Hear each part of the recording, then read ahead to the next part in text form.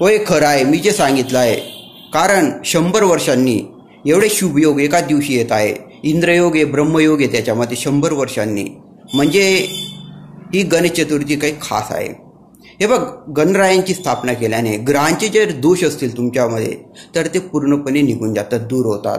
त्यांना ग्रहांचे स्वामी असं सुद्धा म्हणतात गणेशांना. गणेश चतुर्थीच्या दिवशी शुभ वेळ कोणता? शुभ वेळ फार महत्त्वाचा असतो.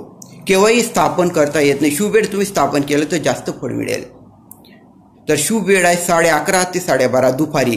7 तारखेला 7 सप्टेंबर शनिवारी 11:30 ते 12:30 या एका तासाच्या वेळेत तुम्ही गणेशांची स्थापना घरात करू शकतात.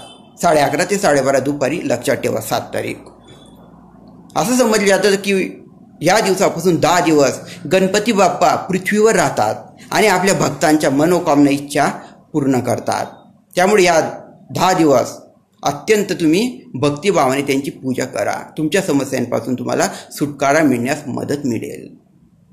हे बघ, त्यांची पूजा शक्यतो पिवळं वस्त्र असेल, आपण ज्याच्यावर त्यांना ठेवतो पिवळं वस्त्र असेल तर चांगलं तुमच्याकडे. त्यांना पिवळा रंग आवडतो गणेशांना. कलश ठेवा तुम्ही.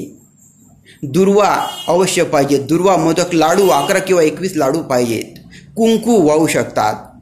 तुळशी आवडत नाही गणेशांना. तुळशीचं पान किंवा तुळशी बिलकुल अर्पण करायची नाही, त्यांना तुळशी आवडत नाही. लक्षात ठेवा हे.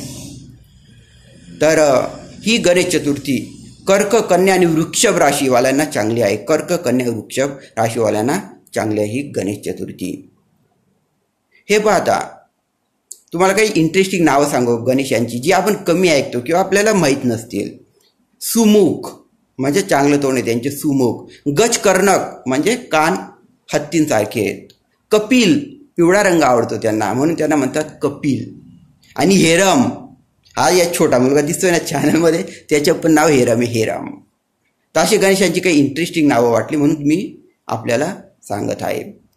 11:30 ते 12:30 या वेळेत तुम्ही जाऊन बाजारातून फुलं सुद्धा चालतील, झेंडूची फुलं, गुलाबची फुलं, जे अवेलेबल असतील फुलं ती गणेशांना आणा. दुर्वा, मोदक, लाडू पाहिजे, या 2-3 गोष्टी. आणि कलश मी सांगितलं तसं दिवा लावणं सुद्धा अतिशय चांगलं आहे. तर जास्तीत जास्त हा विचार शेअर करा, लोकांना सांगा, ही शुभ तारीख सांगा. 100 वर्षानंतर असा योग येत आहे. पुढचे 100 वर्ष म्हणजे शक्य नाही, तर 100 वर्षानंतर हा युनिक योग, एकमेव योग येत आहे. गणेश चतुर्थी दिवशी जास्तीत जास्त लोकांना सांगा.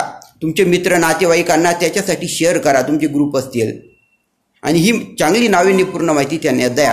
आणि बघा, तुम्ही जर मुंबईला राहत असेल तर लालबागच्या राजाचे ते एक गेट तयार केले, ते अवश्य पहा. 3 ते 4 महिने लागलेत. 3 ते 4 महिने एकदम सुंदर गेट आहे. तुम्ही इथं यूट्यूब किंवा गुगलवर बी पाहू शकता. ते अवश्य गेट पहा लालबागच्या राजांचं. कशी वाटली माहिती? चांगली माहिती वाटल्यास सबस्क्राईब करा, म्हणजे तुम्हाला ती माहिती आवडली असं मला समजून जाईल. आणि जास्तीत जास्त शेअर करा. 100 वर्षांनी येणारा शुभयोग पुन्हा आपल्याला मिळणार नाही. शेअर करा. गणपती बाप्पा मोरया. धन्यवाद.